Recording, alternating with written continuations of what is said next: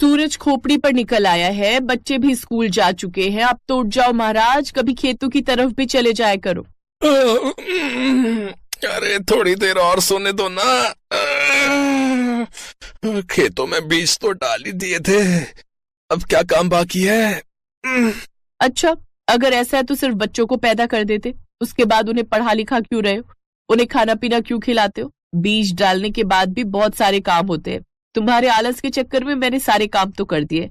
कम से कम पानी तो लगा कर आओ जाकर।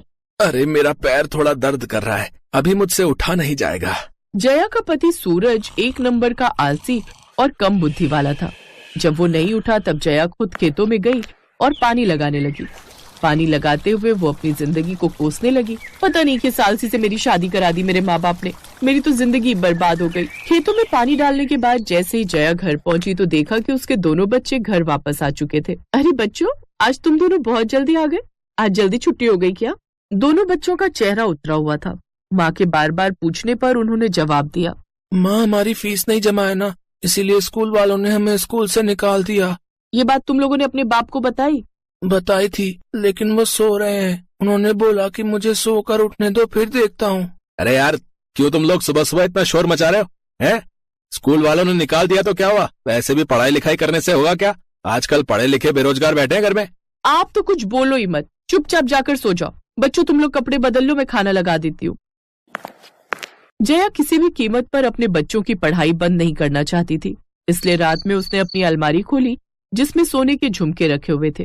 अब मेरे पास यही आखिरी उम्मीद बची है, इन्हें बेचकर कुछ दिन घर चला लूंगी और अपने बच्चों की फीस जमा कर दूंगी। इसके बाद तो सारी उम्मीदें ही खत्म है, पता नहीं क्या होगा हमारा।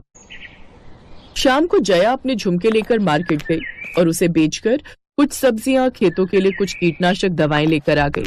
बच्चों, कल तुम लोग मेरे साथ स्कूल चलना, मैं फीस जमा कर दूंगी। और ये बताओ तुम्हारे पापा कहाँ गए? माँ, पापा तो बड़े पापा से मिलने गए हैं। ये सिर्फ अपने बड़े भाई की बात मानते हैं, वो एक दिन इन्हें बर्बाद कर डालेंगे। खुद तो इधर उधर से चालाकी करके पैसा कमाई करते हैं, ढेर सारा पैसा है उनके पास। वहीं दूसरी तरफ सूरज अपने बड़े भाई के पास बैठकर ताश खेल रहा था। भैया, जया जब देखो तब मुझे ताने मारा करती है। अरे तो फिर जमा कर दो ना। देखो मेरे पास एक क्लाइंट है, वो बहुत बड़ी फैक्ट्री लगाना चाहता है इस गाँव में। तुम ऐसा करो, अपना खेत बेच दो, तुम्हें ढेर सारे पैसे मिल जाएंगे और इस गांव में फैक्ट्री भी लग जाएगी। भैया, ये आपने बिल्कुल सही कहा, आप अपने क्लाइंट से बात कर लो, कल मैं आ जाऊंगा टाइम पर। सूरज जब रात में घर वापस आया तब उसने ये बात अपनी पत्नी जया को भी बताई। जया, मैं अपने खेत बेचने वाला हूँ। भैया ने एक बहुत अच्छा क्लाइंट ढूंढा है, वो फैक्ट्री लगाना चाहता है। हमें ढेर सारे पैसे भी मिल जाएंगे और बच्चों की फीस भी जमा हो जाएगी। तुम्हारे भैया तुमको बुद्धू बनाकर कम पैसों में तुम्हारा खेत खरीद लेंगे और तुम यहाँ घंटा बजाते रह जाओगे। सुबह जया जल्दी उठकर मार्केट चली गई। सूरज अभी तक सो ही रहा था। वो किसी मेडिकल स्टोर पर जाकर खुजली की दवाई मांगने लगी। ये लो बहन जी, दांत खाज, खुजली, गमौरियों से 7 जन्मों के लिए छुटकारा मिल जाएगा इससे। आप और आपका बदन भी परेशान हो जाएगा कि मुझे खुजली क्यों नहीं हो रही। देखो, अपनी बड़ी बड़ी बातें बंद करो। मुझे खुजली बंद करने की दवा नहीं, बल्कि ऐसी दवा चाहिए जिससे लगातार खुजली होती रहे।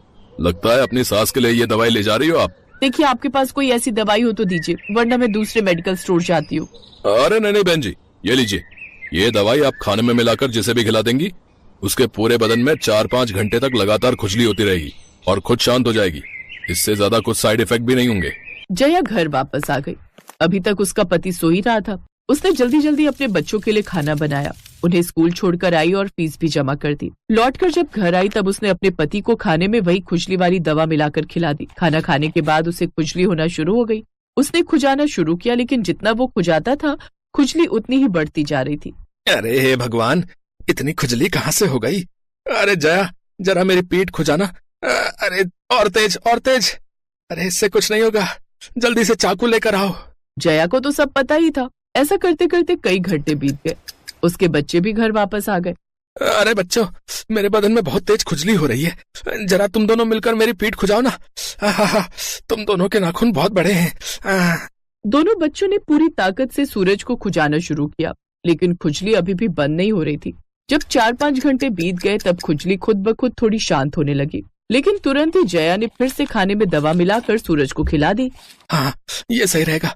जब मैं उछलने कूदने लगता हूँ, अपने आप को किसी काम में बिजी कर लेता हूँ, तब मेरा ध्यान खुजली से हट जाता है।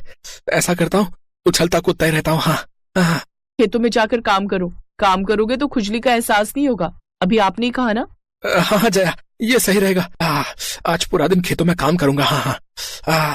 खेतों में पहुंचकर वो जल्दी जल्दी काम करने लगा। तभी उसे ढूंढता हुआ उसका बड़ा भाई वहां पहुंच गया। अरे सूरज, तुम बंदरों की तरह क्यों इधर से उधर कूद रहे हो? अरे तुम्हें पता है ना, क्लाइंट हमारा इंतजार कर रहा है और तुम यहाँ खेतों में काम कर रहे हो। उसका बड़ा भाई कम रेट में उससे खेत लेना चाह रहा था, इसलिए उसने बहुत समझाने की कोशिश की, लेकिन सूरज को तो खुजली मची थी, इसलिए वो नहीं गया। अब जया हर रोज उसके खाने में वही खुजली वाली दवा मिला देती थी, जिससे सूरज दिन भर खेतों में ही काम किया करता था। ऐसे ही कुछ महीने बीत गए और जब फसल तैयार हुई तो उसे देखकर जया और सूरज दोनों खुशी से झूम उठे। जया, ये देखो हमारी फसल, देखो एक बार, पूरे गांव में सबसे अच्छी फसल हमारी हुई है। हम तो माला माल हो जाएंगे जया। आप दिन भर खेतों में काम किया करते थे तो उसका रिजल्ट तो मिलना ही था। मेहनत कभी जाया नहीं जाती। जब उन लोगों ने वो फसल बेची तो उनके पास खाने के लिए भी कुछ महीनों के लिए अनाज बच गया और ढेर सारे पैसे भी आ गए। दिन भर उछल कूद करते हुए, खेतों में मेहनत करते हुए उसके दिमाग में जो चर्बी चढ़ गई थी वो पूरी तरीके से अब उतर चुकी थी। अब वो भी समझदार हो चुका था। अब आपको समझ में आया? आप खेत बेचने जा रहे थे, उससे क्या हो जाता? जो भी पैसे मिलते खर्चे हो जाते। देखिए, हमने फसल बेचकर लाखों रुपए कमा लिए हैं और खेत भी हमारे पास है। तुमने बिल्कुल सही कहा जया।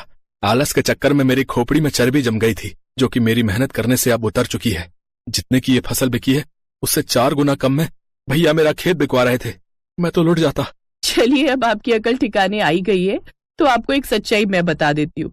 ये सब कुछ आपकी खुजली की वजह से हुआ ना, लेकिन कभी आपने सोचा कि ये खुजली अचानक हुई क्यों? मेरी वजह से। मैं ही आपके खाने में हर रोज खुजली की दवाई मिला देती थी, तभी ये सब संभव हो पाया।